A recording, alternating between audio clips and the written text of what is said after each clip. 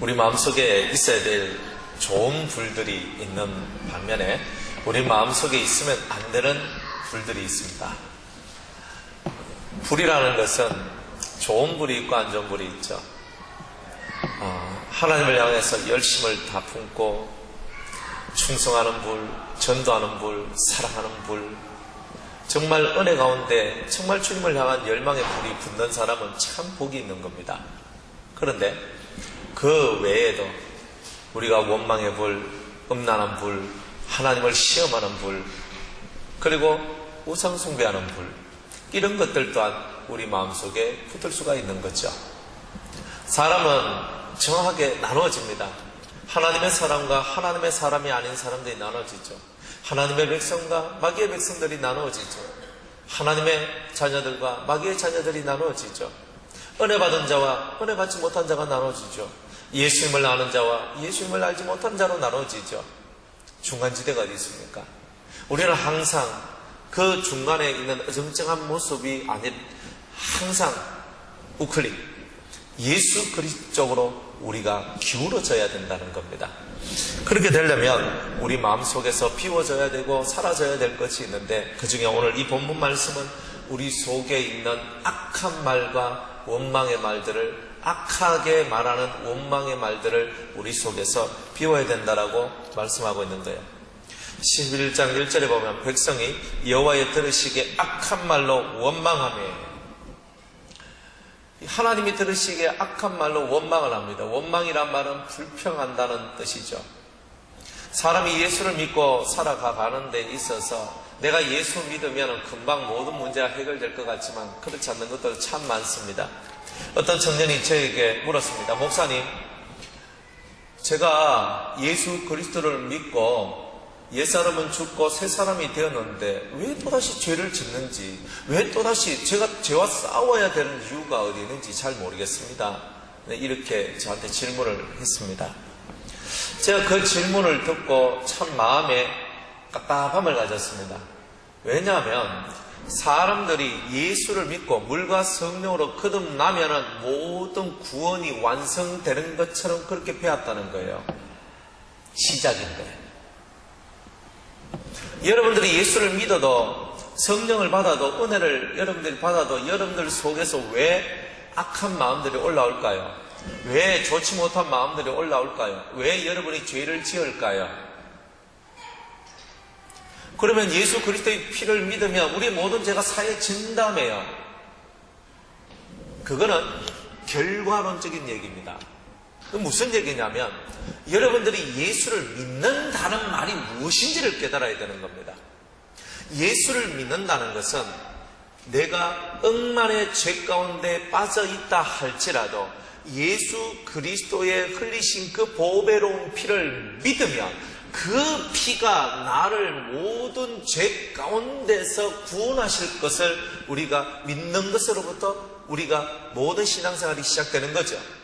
그렇다면 우리가 진짜 내 모든 죄가 사해졌다는 말은 무슨 말이냐면, 제일 먼저 여러분들이 물과 성령으로 거듭날 때는 여러분들이 엄마 뱃속에서부터 시작해가지고 지금에 이르기까지 여러분들이 지었던 그런 자범죄들에 대한 용서가 있다는 뜻입니다. 그런데 용서가 있다고 해서 다 용서되는 것이 아니라 여러분들의 마음속에, 여러분의 머릿속에 여러분이 지은 죄에 대하여서 그것이 생각이 나고 그것이 떠올라서 하나님 앞에 예수의 이름으로 그 죄에 대해서 용서를 해달라고 부르짖게 될 때에 주님께서 그 죄에 대해서 용서를 해주신다는 뜻입니다. 나는 가만히 있는데 예수님, 나 예수 믿습니다 하니까 무조건 여러분이 나 예수 피 믿습니다 하니까 그대로 나는 모든 죄가 다 사해주고 용서해, 난 죄가 없는 사람이야, 이런 것 스스로도 나는 죄가 없는 사람이 아니라는 것을 알고 있잖아요. 회개 한 건에 대해서 예수님은 여러분들의 죄를 용서해 준다는 겁니다. 어떤 사람이 이렇게 기도합니다. 제가 제일 싫어하는 기도가 이런 기도입니다. 하나님, 제 과거의 죄와 현재의 죄와 미래의 모든 죄를 용서해 주심을 감사합니다 하는 그런 기도를 드립니다. 저는 그런 기도를 제일 싫어합니다. 주님도 싫어하시고요. 왜 싫어하냐면 주님은 이런 기도를 원하십니다. 주님, 제가 과거에 이런 죄를 지었습니다. 용서해 주세요. 현재에 이런 죄를 지었습니다. 용서해 주세요. 미래에는 내가 아직 죄를 짓지 않았기 때문에 용서를 받아야 될 이유가 없는 겁니다. 그러나 앞으로 다가오지 않는 그 미래라 할지라도, 여러분이 그 미래에 어떤 죄를 지었다 할지라도 사망에 이르는 죄만 아니면 예수 그리스도의 이름을 붙들고 기도하고 회개를 하고 주 앞에 응답을 받으면 용서를 받을 수 있다는 겁니다. 회개가 없으면 용서가 없다는 거예요. 그래서 예수님이 오셔서 첫 번째 던진 복음이 회개하라, 천국이 가까워왔느니란 말이에요. 회개하지 아니하는 사람은 천국을 얻을 수 없는 겁니다. 철저하게 회개를 해야 됩니다. 철저하게 부서져야 되는 거예요. 여러분의 약한 것도 주님이 고치시고 여러분의 병든 것도 주님이 고치십니다. 걱정하지 마세요. 회개하는 영혼은 주님이 어루만지고 고치는 거예요. 그게 성경의 진리입니다. 그러면 매일매일 저와 여러분이 성령을 받고 성령 안에 있다면 그 성령은 우리에게 과거에 지은 죄를 떠올리고 회개하도록 만들 것이고 현재의 지은 죄에 대해서도 떠올려서 회개하도록 만들 것입니다. 그래서 매일매일 우리가 범죄한 것이 있다면 그것을 회개하고 회개하면 용서해 주신다는 것이 그리스도의 복음이지, 단지 뭐 내가 예수 믿으면 내 죄 다 용서를 받았지요 하면서 그렇게 살아나가는 것은 예수 그리스도를 우롱하는 거예요. 그리스도의 십자가를 우롱하는 겁니다. 그런 게 아니에요. 여러분들이 회개라는 부분은요, 과거에서 현재에 이르기까지 지금 이 순간까지 여러분 마음으로나 여러분의 행동으로나 여러분의 생각으로나 그 무엇이든지 간에 불순한 그런 것들을 여러분들이 가지고 있다면 철저하게 그 부분들을 하나님 앞에 내어놓고 회개해야 된다는 거예요. 근데 회개를 해야 되는데, 그럼 내가 무엇을 회개해야 되는가를 알아야 되죠. 그럼 무엇을 회개합니까? 죄를 회개합니다. 그러면 다른 말로 죄가 무엇인지를 알아야 됩니다. 죄가 무엇인지를 알아야 됩니다. 내가 어떤 생각을 가지는 것은 의가 될 수 있고 어떤 생각을 가진 것은 죄가 될 수 있습니다. 어떤 말을 하는데 그 말을 하면 죄가 되고 그 말을 하면 의가 되는 게 있습니다. 내가 어떤 행동을 하는데 이런 행동을 하면 의롭고 이런 행동을 하면 죄인이 되는 게 있습니다. 정확하게 그걸 깨달아야 됩니다. 그래서 자기의 생각과 마음과 몸의 움직임과 행동이 그것이 죄구나 하는 것을 깨닫고 그 죄를 행치 않고 살아가는 그런 죄에 대한 분별력과 확실히 무엇이 죄인지를 아는 그 알미 중요한 겁니다. 세상에 수없는 지식을 가져도 그거는 나를 영생에 이르도록 만들지 못합니다. 그러나 내가 죄인지 의인지를 정확하게 깨닫는 이 지식이야말로 여러분들을 살려주는 지식이라는 거예요. 그러니 온전한 회개를 하려면 완벽히 죄에 대하여 마스터를 해야 됩니다. 죄에 대해 마스터를 해야 돼요. 저는 제가 올해 45이잖아요. 살아오면서 크게 죄를 지어본 경험이 없습니다. 경찰서에 가본 적도 없고 교도소에는 더더욱이 제가 가본 적도 없습니다. 그래서 저는 죄의 세계에 대해서 잘 몰랐어요. 그런데 주님께서 어느 날 저를 교도소로 보내기 시작했어요.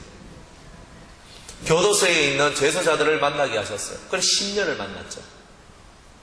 그들을 데리고 오기도 하고 교화시키겠다고 갱생시켜보겠다고 원장님과 더불어가지고 그 일들을 했었죠. 청송에 가고 대구교도소에 가고 전국교도소를 돌아다니면서 떡을 해가며 빵을 해가며 우유를 열심히 들고 가서 그들에게 나눠주며 주의 말씀을 증거하고 그들을 개인적으로 만나서 얘기하고,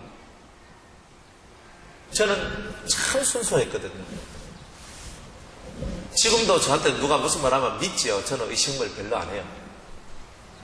정말 순수하게 그 제수자들이요, 제가 하는 설교를 듣고 은혜 받았구나, 그리고 저 사람들이 변화가 되어가는구나, 야, 그들이 하는 말을 들어보면요 너무너무나 은혜 받은 말을 하거든요. 근데 나중에 깨달았어요. 죄인이 되는 기본의 원리가 있는데 철저하게 자기를 먼저 속이는 거더라고요. 자기 체면을 먼저 거는 겁니다. 그래가지고 철저하게 자기 자신조차 속여내는 그 일을 하니까 다른 사람은 당연히 속아 넘어지는 거예요. 어떤 사람이 저한테 편지가 왔습니다. 목사님, 제가 너무나 성경을 읽고 싶은데 성경이 없습니다. 목사님, 성경 한 권 보내주세요. 이렇게 얘기합니다. 보내주겠습니까? 안 보내주겠습니까? 여러분, 다른 거 달라하면 좀 그래도 성경 보내달라고 하면 보내주겠습니까? 안 보내주겠습니까? 땡빛을 내서라도 성경 보내주지요. 근데 놀라운 건요, 성경을 그렇게 해서 받아가지고 성경을 읽느냐? 성경을 전리품처럼 쌓아놓고 있다는 거예요. 자기 관모람, 사물함이 있거든요. 성경책이 이렇게 쌓여요. 출소하는데 몇 박스를 택배로 자기 집으로 붙였는데 새 성경들이 거기 가득 채워져 있는 거예요. 놀랬습니다. 그러면 성경을 보내달라 그러잖아요. 그러면 성경을 보내줍니다. 그 사람들이 움직이는 삶의 방법이 이런 거란 말이에요. 그 다음에 뭐냐면, 목사님, 성경을 열심히 읽으려고 하는데 제가 눈이 너무 안 좋아서 안경을 해야 되는데 저한테 안경 살 수 있는 돈을 좀 붙여주십시오. 이렇게 얘기를 합니다. 붙여주겠습니까? 안 붙여주겠습니까? 붙여줘야지. 성경을 읽는데 눈이 나빠가지고 성경을 못 읽는다고 하는데 돈을 붙여줘야 되는 거예요. 그 다음 단계로 넘어갑니다. 그러면은 목사님 열심히 성경 읽고 그 안경을 사주셔서 너무나 감사합니다. 그래가지고 하는데 제가 날씨가 너무 추워서 몸에 너무 한기가 들고 너무 추워가지고 병이 나서 그렇습니다. 그러니 저한테 담요 하나만 사주십시오. 뭐 옷을 하나 사주십시오라고 또 얘기를 합니다. 그 사람들이 하는 말이 저는 다 진짜인 줄 알았어요. 근데 이해하고 들으셔야 될까? 제가 담당했던 사람들은요, 거의 정가가 최소한 5번 이상 됩니다. 제가 좀 많이 있는 사람은 11번까지 제가 별이 11개 정도 되니까 도사인데 도사. 남 속에 들어있는 이 주머니 속에 돈이 얼마 들어있는 것까지, 저 사람은 얼마만큼 해줄 것까지도 이미 알고 시작해버려요. 처음에는요, 해달라고 하면 해주고요, 달라고 하면 주고요, 다 했어요. 근데 그게 한두 명이지 말이지. 제가 그걸 구별을 할 수 있습니까? 저는 그렇게 거짓말을 해보면 산 기억도 별로 없거든요. 그런데 그 사람들은요, 달변갑니다. 진짜 달변갑니다. 이야, 당신 목사하면 진짜 잘겠다. 너무 말을 잘하고, 너무 똑똑하고, 너무 핸섬하고, 너무 잘났어. 근데 처음부터 끝까지 거짓말입니다. 모든 죄가 시작하는 것이 어디서부터 시작됐냐면 거짓으로부터 시작된다는 걸 발견했는 거예요. 두 번째로, 교도소에 딱 들어가니까 이 사람들이 저 앞에서는요, 뭔가를 얻어먹고 뜯어먹기 위해 가지고 목사님 편지도 보내고 전화도 하고 그래서 막 열심히 하거든요. 그런데 그 자리, 우리가 함께 있는 그 자리에서는 그렇게 천사 같은 사람이 되는데 자기 방으로 들어가면, 보통 그걸 거실이라고 얘기하는데, 그 자기 거실로 딱 들어가면은요, 그때부터는 자기 본성들이 나오기 시작합니다. 그래가지고 나중에 듣기는 소문에, 목사님, 저 인간 지금 말 믿지 마있어, 제가. 포악하고, 욕 잘하고. 오늘 자매 예배를 들었는데, 진짜, 저 사람 제 말 정말 잘 듣고 잘 따라온 사람이 있었거든요. 오늘 안 나왔어. 그럼 왜 안 나오니까? 싸워가 지금 독감 갇혔습니다. 그런 거예요. 제 머릿속에 있던 상상하는 그 모든 것이 다 깨져버리는 거예요. 사람이 저렇단 말이가. 10년 동안 제가 그걸 배웠습니다. 사람이 저렇단 말이가. 사람이 그렇단 말이가. 그래서 사람을 보니까 사람은 동물이 아니고 짐승도 아닙니다. 사람은 사람입니다. 영이 있는 것과 없는 것은 비교하면 안 돼요. 그런데 그 사람이 진짜 그게 사람이가 하는 것을 배웠는 거예요. 도둑질 잘하지요. 거짓말 잘하지요. 그리고 잘 싸우지요. 자기한테 이익이 되면요, 옆에 붙어서 달라붙어가지고 아주 잘합니다.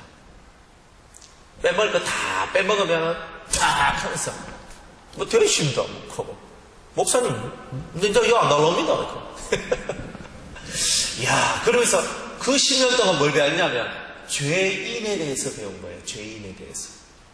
이때까지 제가 이론적으로만 7가지 악성, 교만성, 음란성, 포악성, 그런 것들을 배웠는데, 이론이 아니라 실제적으로 삶 속에서 그들과 같이 함께 있으면서 그걸 배웠는 거예요. 오, 이거는 장난이 아니네. 사람 속이 만물보다 더 부패하다던데 이것이구나. 그래서 저는 교도소 안에 있는 사람이, 와, 저 사람들 좀 심각한 사람들이네. 그래가지고 청송교도소에 있는 사람들 향해서 제가 생각한 게 뭐냐면, 거의 다 그 사람들은 정신병자구나. 저는 그렇게 생각했었어요. 처음에는 그 생각 안 했어요. 정신적으로 심각한 문제가 있다. 그래서 동일 범죄를 계속적으로 저지른다는 걸 알았습니다. 그런데 제가 그런 것들을 깨닫고 나아가면서 10년 동안 그 교도소 들락날락거리고 많은 교정 일들을 제가 감당해 나가면서 이런저런 일들을 보았는데, 그러면 일반에 바깥에 나와 있는 사람은 어떤가 싶어서 살펴를 봤습니다. 그런데 웬일입니까? 교도소 안에 있는 사람이 100이라고 치면 교도소 밖에 있는 사람은 50 정도는 된다는 거예요. 또 재밌는 거는 그 사람은 들켜가지고 그 안에 들어있고 이 밖에 있는 사람은 안 들켜서 그렇게 하고 있다는 거예요. 교회 안에서도 거짓말이 난무하고요, 교도소 안에서도 거짓말이 난무합니다. 교회 안에서도 포악한 것이 역사하고요, 교도소 안에서도 포악한 것이 역사를 하는데 그 강도만 차이가 있을 뿐 똑같더라는 거죠.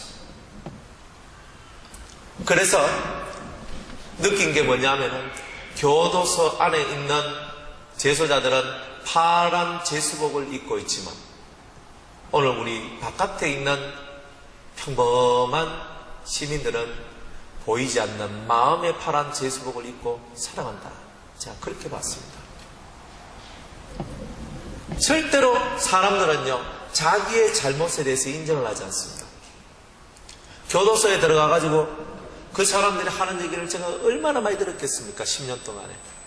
근데 그분들은 절대 자기가 잘못했다는 얘기를 안 합니다. 딱 한 명 저한테 편지가 왔어요. 제가 무슨 편지를 받았냐면, 제가 대구 교도소에 갔었습니다. 대구 교도소에 가가지고 그때 집회가 있었어요. 그래서 제가 앞에 나서 설교를 합니다. 설교를 하면서 제가, 여러분들 예수님을 믿는 사람은 거지가 아닙니다. 목사님들한테, 다른 여러분들을 도와주는 사람들한테 편지를 보내서 자꾸 이거 달라 저거 달라 이런 소리를 하면 안 됩니다. 여러분은 거지가 아닙니다 하고 제가 막 소리를 지르면서 설교를 했는 거예요. 그랬더니 어떤 분이 저한테 와가지고 하는 말이, 목사님 그러시다가 너무 세게 하시면 그러시다가 칼 맞습니다. 그래서 제가 얘기했습니다. 칼 맞으면 저는 순교하는 거지요. 근데 그렇게 설교를 하고 난 다음에 일주일 후인가 그때 돼가지고 저한테 편지가 왔습니다. 어떤 제소자한테 편지가 왔는데, 목사님, 그날 목사님 설교를 듣고 제가 얼마나 비양심적이고 얼마나 제가 예수님을 이용해서 제가 원하는 것을 이렇게 얻어내고 그렇게 살았던 사람임을 제가 깨달았습니다. 제가 다시는 사람들에게 손을 버리지 않고 하나님 앞에 기도하며 살겠습니다. 제소자 중에 딱 한 명이 저한테 그 편지를 썼습니다. 그래서 제가 무척 마음이 기뻤습니다. 그런데 일반 사람들은요, 자기가 죄를 지어도 마음속에 그 죄를 가두어 놓고 살지 그것을 절대로 회개하거나 드러내거나 하지 않습니다. 사람한테 잘못했으면 사람한테 찾아가서 참 미안합니다, 죄송합니다, 이 말 한마디 해야 되는 거 아닙니까? 그 말을 안 합니다. 자기가 틀림없이 잘못 하나 놓고도 그 잘못한 거에 대해서 시침이 뚝 떼고 시간만 보냅니다. 그게 바로 죄인의 습성입니다.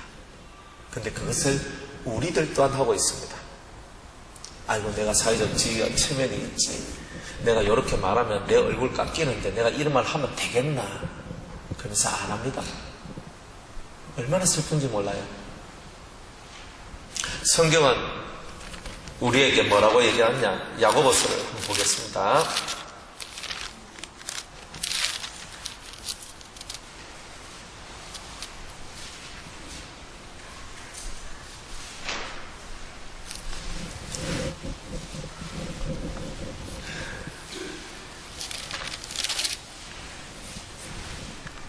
야고보서 5장 16절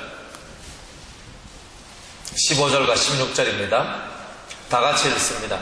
시작. 믿음의 기도는 병든 자를 구원하리니 주께서 저를 일으키시리라. 혹시 죄를 범하였을지라도 사심을 얻으리라. 이러므로 너희 죄를 서로 고하며 병 낫기를 위하여 서로 기도하라. 의인의 강구는 역사하는 힘이 많으니라. 너희 죄를 서로 고하며 병 낫기를 위해서 기도하라 그랬어요. 사람이 병 나는 이유가 스트레스가 많아서 병 나는데요. 병 난대요. 그러면 스트레스를 풀면 병이 적게 난대요. 여러분 속에 죄가 채워져 있으면 병이 안 낫는데요. 그런데 죄를 토설하고 회개하면 병이 낫는데요. 이게 성경의 가르쳐요. 서로 병 낫기 위해서 서로 죄를 고하라 그랬습니다. 제가 이렇게 죄를 지었습니다. 용서해 주세요. 물론 사람한테 고해야 될 죄가 있고 사람한테 고하지 않을 죄가 있습니다. 내가 사람한테 무슨 말을 하면 가정이 파괴되는 죄가 있어요. 그 죄는 고하면 안 돼요.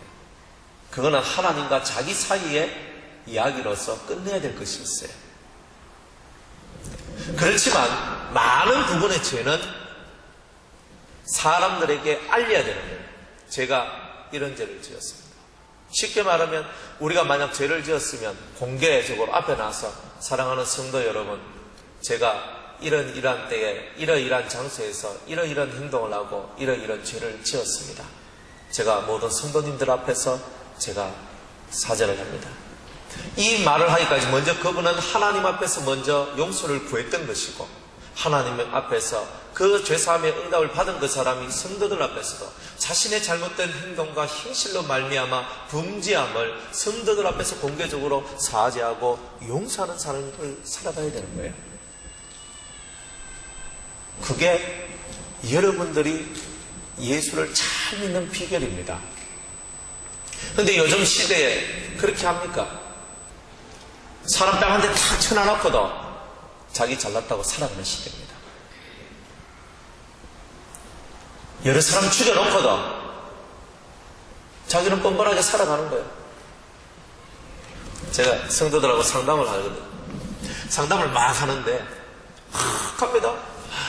목사님, 우리 너무 지금 돈도 없고 뭐도 없고 하면서 있잖아요. 막 앓는 소리 막 합니다. 그래서 제가 헌금도 이것밖에 못하고 헌금도 이것밖에 못하고 나는 이것도 이것밖에 못하고 막 저희 집이 뭐 이래서 무슨 막 이렇게 사정 얘기를 막 합니다. 제가 한날은 우리 인도네시아에 선거 여행을 한번 갑시다 이렇게 얘기했어요. 그랬더니 와 그러면 사람들이 목사님 같이 갑시다.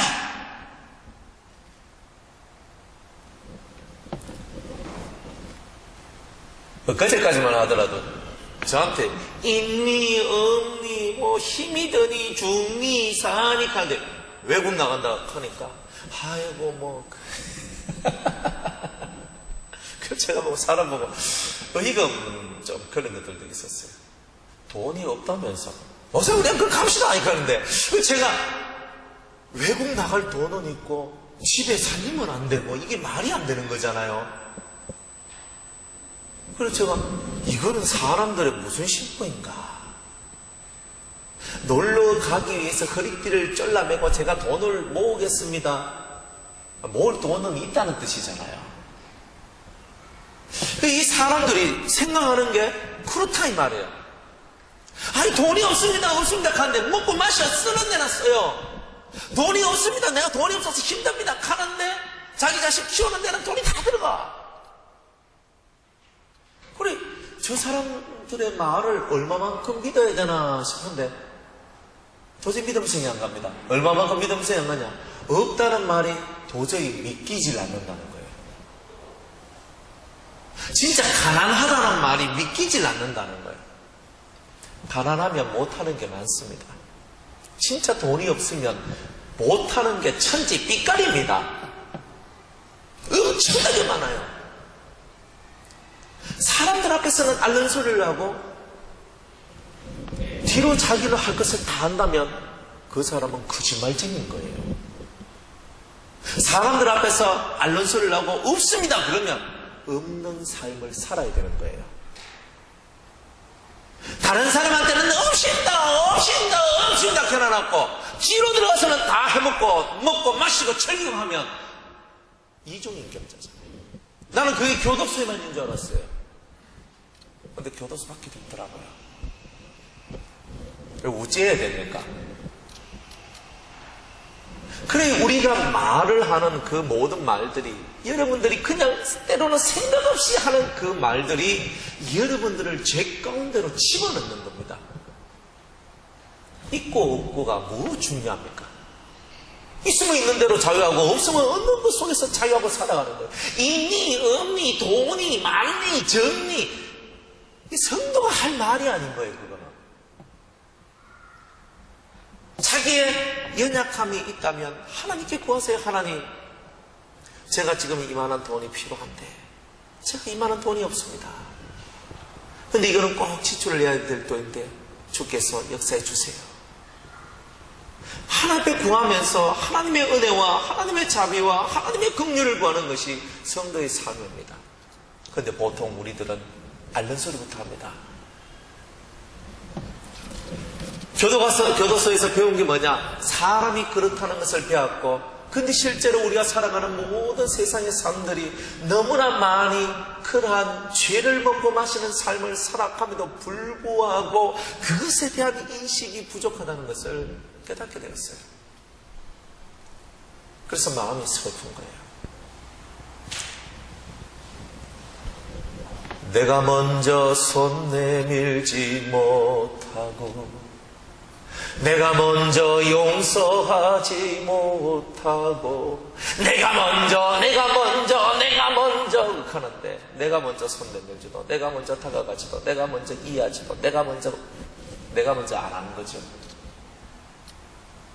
예수 안에 있는 사람은 우리가 먼저 손을 내밀고 우리가 먼저 이해하고 우리가 먼저 용납하는 삶을 살아가야 됩니다. 옛날에 어떤 사람이 우리 교회가 용산동에 있을 때였어요. 그때 어떤 김모라는 그런 청년이 있었습니다. 그 사람은 정가가 구범입니다. 대구교도소에서 데리고 왔습니다. 대구교도소에서 딱 데리고 왔어요. 그런데 원장님이 양복을 한 벌 사줬어요. 양복 맡기고 술 먹고 돈 갖다 주고 양복 사줬어요. 뭐 양복만 사준다 하면 이 사람들이 정신을 못 찾는데. 그래가지고 처음에는요 그 사람이 와가지고 기도하면서 성령을 받았어요. 그러니까 방언을 하고 그렇게 나갔어요. 그러다가 술을 먹기 시작하는 거예요. 술이 딱 들어가서 빙 돌아버린 거예요. 그래가지고 하나는 이 사람이 교회 안에 있다가 어디론가 사라졌어요. 사라졌는데 어디 갔냐 하니까 노래방에 가가지고 노래방에서 술 마시고 여자 끼고 거기 있다가 술값을 못 내가지고 잡혀 있는 거야. 그러니까 전화가 왔어요. 그래 가가지고 돈 내고 찾아왔어요. 그 다음에는 이 사람이 교회 생활을 해야 되는데 교회 생활을 잘 못하는 거예요. 그러면서 이제 완전히 타락한 생활로 빠져들어갑니다. 어느 날이었어요. 교회에서 막 하면서 막 이렇게 막 성질을 내면서 이제 막 뛰쳐나갔어요. 그래서 제가 따라갔습니다. 김모씨 하면서 뒤에는 이름이 있으니까 아시는 분들은 그때 있었던 분들은 아마 그 이름을 다 기억하실 거예요. 제가 쫓아갔습니다.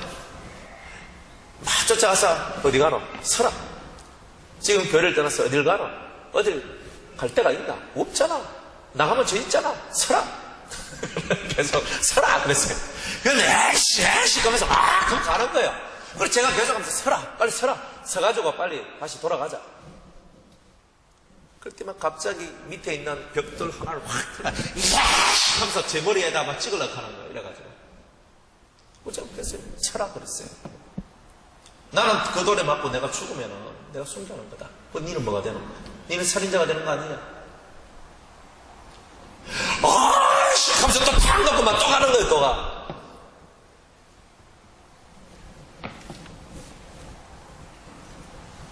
죄라는 것이요, 한번 이 속에서 발동이 일어나면 죄는요 그 사람을 파괴하기까지 절대 멈추질 않더라는 거예요. 그래서 죄가 무섭다 하는 거예요. 그 사람을 파괴시키기 전까지는 절대 멈추지 않아요. 그게 죄예요. 오늘 이 사람들이요 광야 생활하면서 제일 먼저 했던 게 뭐냐면 원망하는 거예요. 여러분들 원망이라는 것은요 가벼운 죄에 속하는 것처럼 보입니까? 아닙니다. 원망이 시작되면 나중에 자신의 인생에 불이 붙는다는 거예요. 무슨 불이냐? 자기를 태우는 불이 붙는다는 거예요. 그게 오늘 이 성경의 가르침입니다. 죄의 세상은 나를 파괴시키고 나를 죽이기까지는 절대 이 죄는 멈추지 않는다는 거예요. 특별히 여러분들 속에 원망하는 마음에 대해서 비워야 되는 거예요. 훈련은 가벼운 훈련이라는 게 없습니다. 훈련은 다들 힘이 든 겁니다. 성경에서 80%가 하지 말랍니다. 여러분들 자녀 키우는데 긍정적으로 키운다고 하세요 이것만 나옵니까? 사람을 키우고 훈련을 시키는 사람은 하지 마시오가 더 많이 나오는 거예요. 이렇게 하지 마시오 저렇게 하지 마시오. 제가 예배 시간에 여러분들 졸지 마세요. 눈을 뜨세요. 눈이 감기면 눈을 뜨세요. 이렇게 자꾸 얘기하는 이유가 뭡니까? 하지 마세요가 자꾸 나오잖아요. 왜 하지 마세요가 나옵니까? 사람은 하지 말라는 말이 80%가 그들이 받아야 될 말이기 때문에 그런 거예요. 하세요 하는 말은 20%밖에 없어요. 성경이 그걸 가르쳐요. 그만큼 사람은 하지 말라는 말이 많다는 것은 하지 말라는 것을 많이 한다는 뜻입니다. 하지 말라는 거 여러분들 스스로 하잖아요. 안 그렇습니까? 먹지 말라 하면 더 먹고 싶잖아요. 단 거 먹으면 안 되는 사람은 단 게 땡기고 짜은 거 먹으면 안 되는 사람은 짜은 게 땡깁니다. 희한하죠? 그게 바로 우리의 삶입니다. 여러분 입에서 원망이 한번 딱 시작되면 그 원망이라는 놈이 처음에 나갈 때는요 풍선같이 부풀려서 씩 하면서 나갔는데 이놈이 한 바퀴 씩 돌아가지고는 뭐가 돼서 날라오냐면 화살이 돼가지고 내 심장을 찔러버려요. 그게 원망이라는 겁니다. 여러분들 누구를 원망하십니까? 저는 우리 아버지를 원망을 참 많이 했어요. 우리 가정사가 좀 복잡하거든요. 에이씨, 나는 왜 엄마가 3명이야? 여러분들 중에 누가 엄마가 3명입니까? 저는 엄마가 3명이었어요. 저는요, 살면서 어릴 땐 몰랐어요. 우리 엄마 보고는 엄마라 하는데 저쪽에 어떤 할매 같은 분한테 가서 또 엄마라 하러 가는데, 그래, 엄마래. 나중에 제가 호적을 띄우니까 친엄마가 내 엄마가 아니고 그 엄마가 내 엄마가 아니고 호적성 엄마가. 얼마나 쪽팔리는 얘기인지. 내 출생 자체가 쪽팔리는 출생이에요. 기분이 나쁘고 이렇게밖에 안 되는, 물론 옛날이야 아들 하나 얻기 위해서 별짓 다 했다 그러지만 아버지가 부끄럽고 아버지가 싫고 왜 이렇게밖에 안 되냐, 왜 이런 삶밖에 안 되냐, 내가 이 집안에 태어난 게 저주스럽고 기분 나쁘고. 아버지하고 전 대화를 안 했습니다. 나이 35살이 될 때까지 아버지하고 나눈 대화는 100마디 말 안쪽일 거예요. 아버지와 대화를 안 했어요. 대화하고 싶은 마음이 이만큼도 없었어요. 아버지는 제가 살아가는 세계를 이해를 못하는 겁니다. 제가 피곤한 것도 이해 못하고 제가 살아가는 방법도 이해 못하고, 아버지는 내가 돈 벌어서 내가 네 이만큼 내가 살려주고 먹여주고 내가 한 거 그걸 가지고만 얘기하시는 거예요. 난 더 이상 할 말이 없었어요. 제 마음속에 그런 마음을 가졌죠. 밥만 먹여준다고 부모가. 저는 그렇게 생각했었어요. 아버지하고 대화가 더 이상 안 됐으니까 속이 너무 아프고, 아버지하고 대화하면요 속이 디비질라 그래요. 그러니까 맨날 제 속에는 아버지에 대한 원망이 있는 거예요. 그러니까 아버지에 대한 원망이 있으니까 왜 나는 이런 집에, 왜 나는? 그런데 그 원망들이 쌓이니까 대화가 됩니까? 안 돼요. 근데 어느 날 제가 28살에 결혼을 해가지고 지혜를 놓고 원영이를 놓고 애들을 키워나갑니다. 애들을 키워가지고 제가 아버지가 되면서 아버지라 하는 그 자리에 올라서가지고 이 자식을 키우는데, 그 아버지라는 그분이 살아왔던 일제시대와 6.25 시대와 그 엄청난 격동의 시절 속에서 살아남기 위해서 살기 위해서 살아왔던 그 삶에 대해서 한 번도 제가 그것에 대해서 깊이 있게 생각을 못 해봤던 제가 그 아버지를 깊이 있게 생각하게 되는 날이 오더라고요.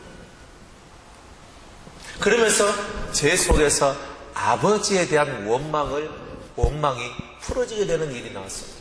그때부터 아버지하고 대화가 됩니다.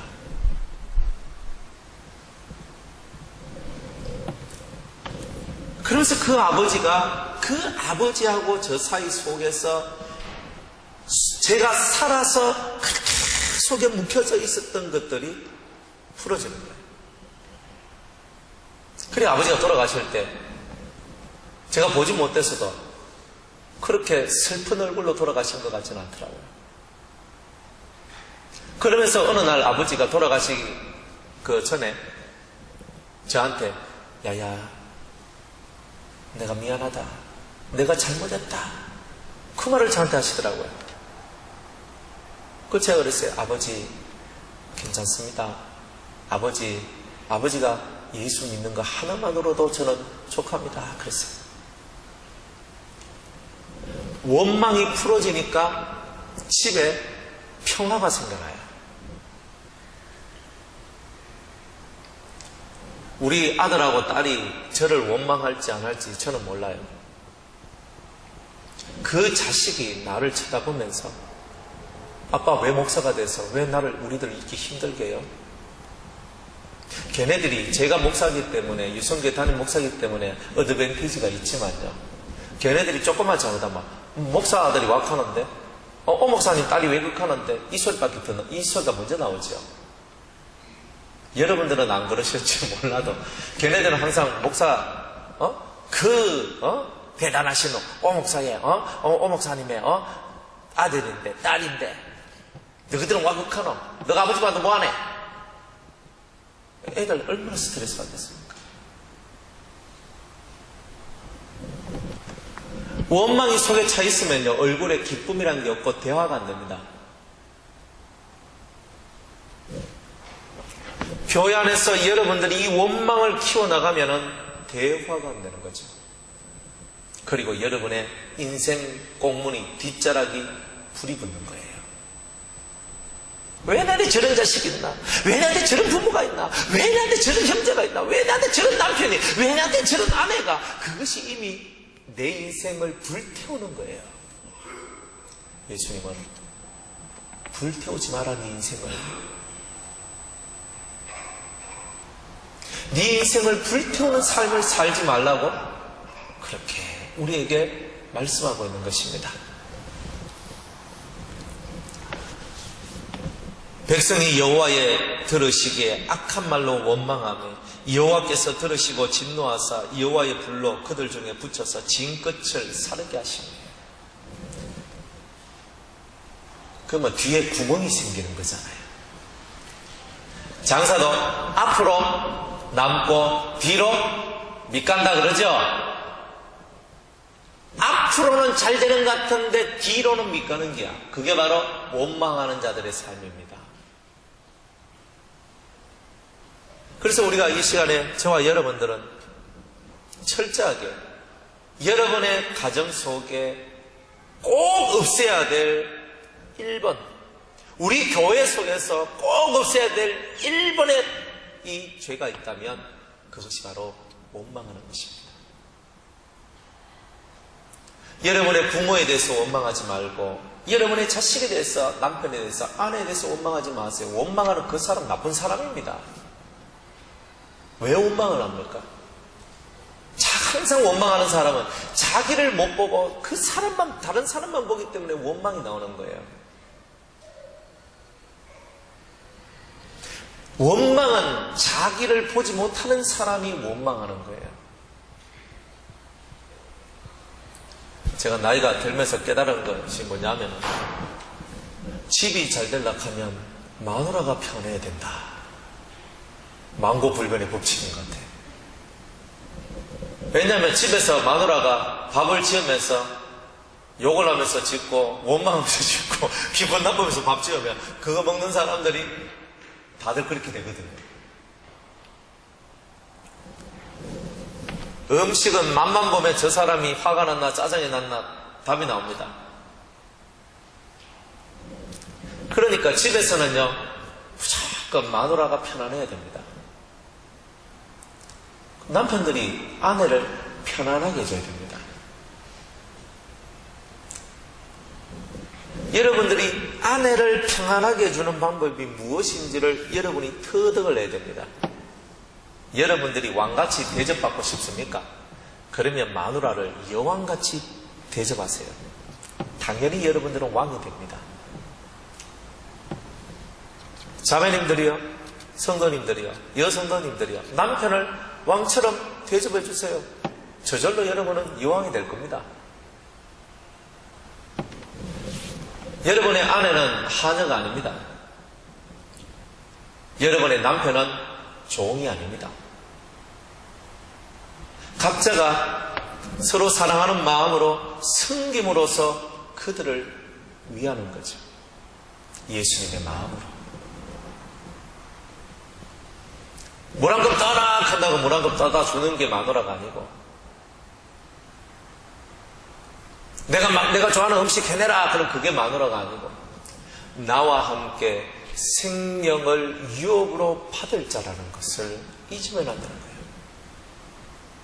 그래서 존중해 주는 남편이 될 때에 남편은 자기 자신의 가치가 올라가는 거죠. 아내들도 마찬가지입니다. 원망, 남편이 월급 좀 적게 벌어온다고 원망하지 마세요. 바깥에 나가서 돈 100만 원 벌기가 얼마나 어려운지 아십니까? 우리 지난 한 주간에 우리 수도원에서 일주일 동안 상추 캐고 팔고 했습니다.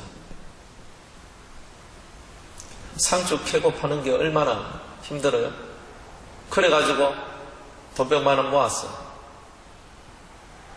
수십 명의 사람이 힘쓰고 노력하고 애써서 일주일 동안 뼈 빠지게 일하고 힘을 써서 모은 돈이 100만 원입니다. 100만 원 벌기가, 한 사람이 100만 원 벌기가 쉬운 게 아니죠.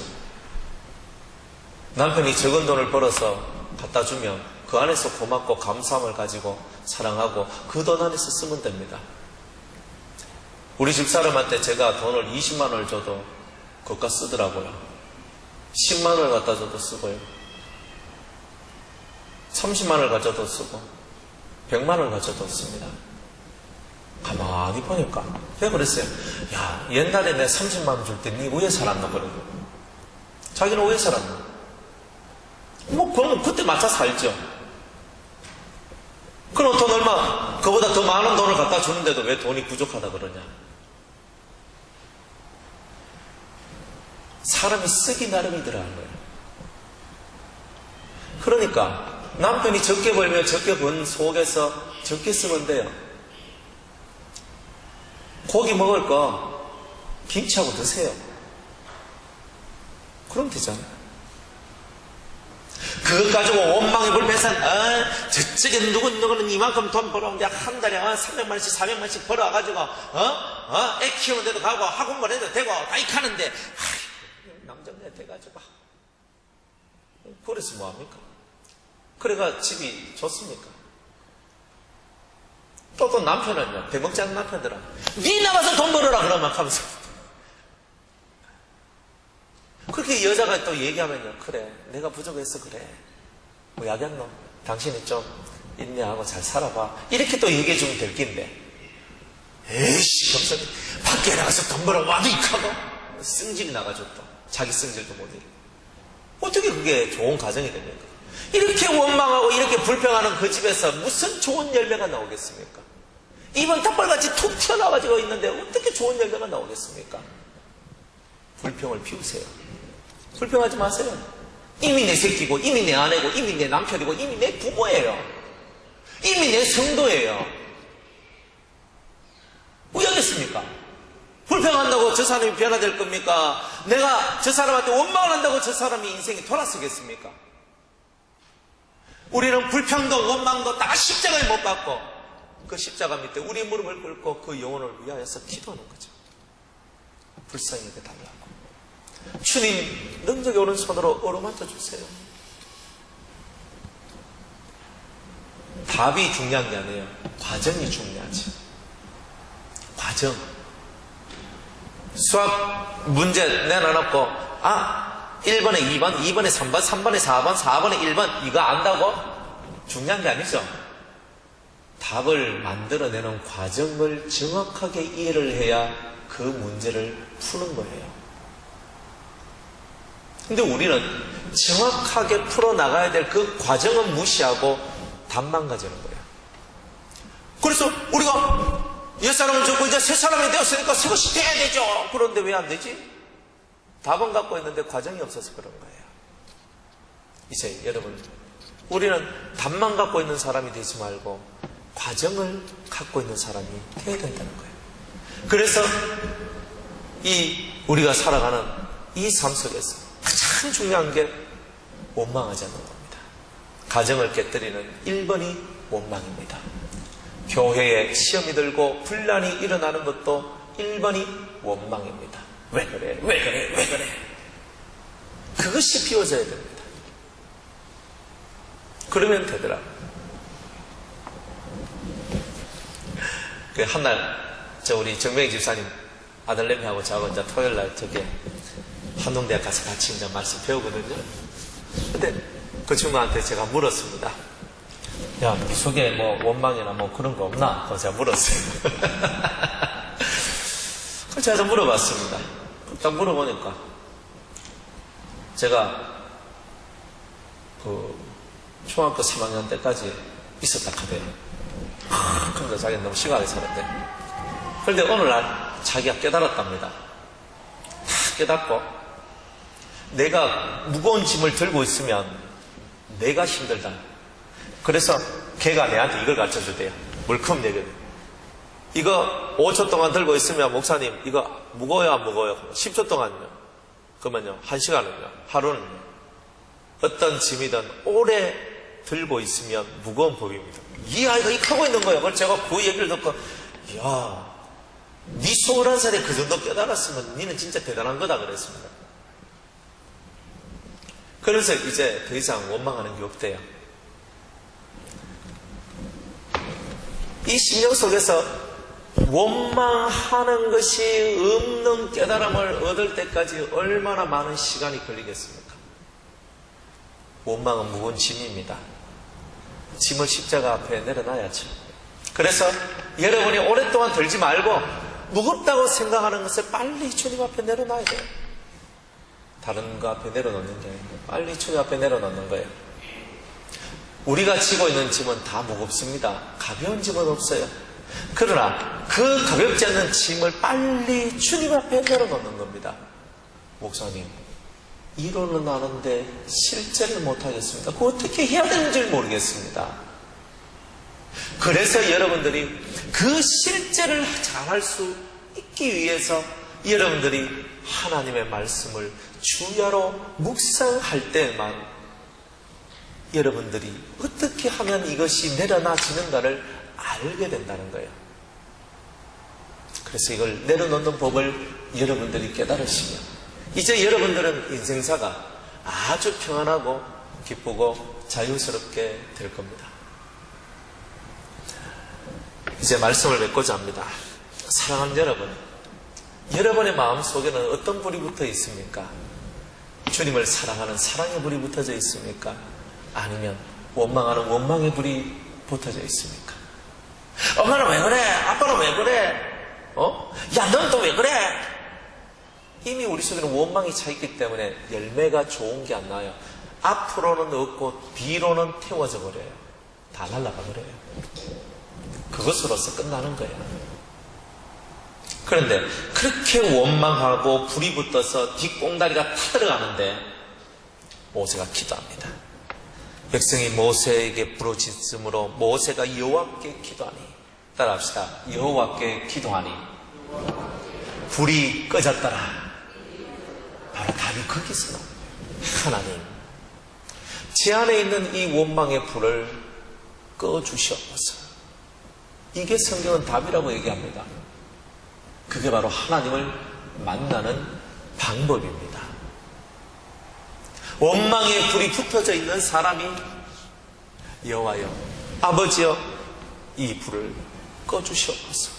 이거 외에는 답이 없다는 거예요. 그러면 하나님께서 우리 속의 마음을 청소시켜 준다는 거예요. 성령을 통하여서. 그러면 여러분들은 행복한 삶을 사시게 되는 겁니다. 돈이 있고 없고 건강이 있고 없고는요, 외부적인 요인입니다. 여러분들이 많은 것을 가지고 있다고 해서 행복한 게 아니에요. 진짜 여러분들 속에 없어야 될 것이 있기 때문에 불행한 거예요. 그것이 원망이라는 거예요. 십자가 앞에 원망, 불평이라는 그 두 개를 내려놓으십시오. 어제 제가 포항에 가서 아이들을 가르치면서 팔복에 대해서 8가지 복에 대해서 쭉 얘기를 했습니다. 그 8가지 중에 의를 위하여 핍박을 받은 자는 복이 있다 하는 것은 아직은 안 될 것 같고, 그건 일단 내버려두고 마음이 가난한 자, 애통한 자, 온유한 자, 의에 졸이고 목마른 자, 긍휼히 여기는 자, 마음이 청결한 자, 화평케 하는 자, 이 7개 중에 하나만이라도 이번 한 주간 그것을 얻기 위해서 실천을 해라. 그랬더니 한 친구가, 한 자매가 저한테 문자가 왔습니다. 목사님, 제 마음속에 너무나 많은 것이 가득 채워져 있었는데 그것을 이제 비우렵니다. 그래서 저는 1번, 심령이 가난한 자가 되기 위해서 제가 열심을 다하겠습니다. 그래서 제가 주님의 은혜가 자매님과 함께 있을 겁니다. 그렇게 얘기를 했어요. 여러분들은 뭘 비워내겠습니까? 오늘 여러분들 이번 한 주간의 미션이 있습니다. 원망을 버리는 겁니다. 철저하게 버려야 됩니다. 찌꺼기 하나라도 뽑아내야 됩니다. 먼지털 하나라도 뽑아내셔야 됩니다. 그래서 여러분들 안에 하늘이 준 평안으로 여러분의 심령에 기쁨이 넘치는 이번 한 주간이 되시기를, 그런 가정이 되시기를 주의 이름으로 축복합니다. 기도하겠습니다. 우리에게 주신 말씀을 기억하고 이제 원망하지 않고 이